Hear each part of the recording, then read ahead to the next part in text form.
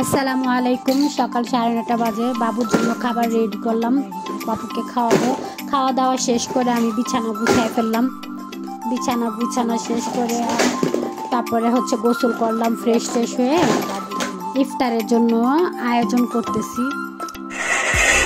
কাপড় বেশি হয়ে গেছে তো তাই এগুলো কি করতেছি, ফ্রোজেন প্লেটে তেল দিয়ে কিছুটা এইভাবে করে সব কিছু করে রেখে তারপর ডিপে রেখে দেবো। যখন শক্ত হবে একটা বক্সে করে রেখে দেবো, ব্যাস সবাই যখন আবার মন চাবে খেয়ে দেবো।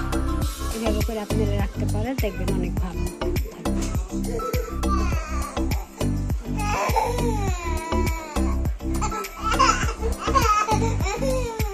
আমাদের গ্যাস নেই, একটুও গ্যাস নেই।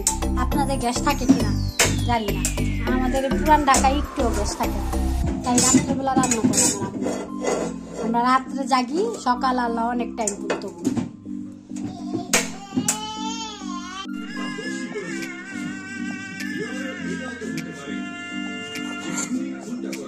নাকের ময়লা পানি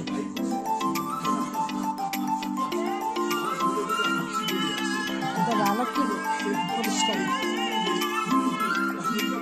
অনেকের জন্য। বাবুদের জন্য খাবার রেডি করতেছি।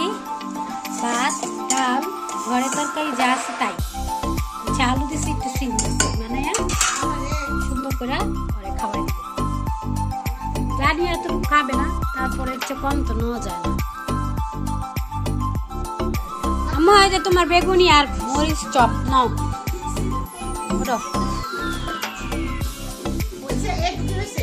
না তুমি বসা। বাবু ঘুমাইছিল, বাবু এখন উঠছে।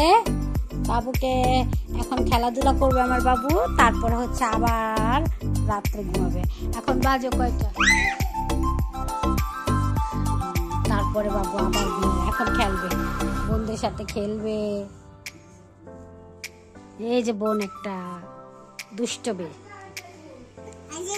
এখন রাত বাজে 2টা বাজতে 5 মিনিট বাকি। এখন আমরা শুভ। এই যে ভ্যাকসিনের উপরে আমি এটা বিছাই রাখি যাতে ঠান্ডা না লাগে বাবুর। এটা মঙ্গলি মেলা থেকে নেওয়া হয়েছে।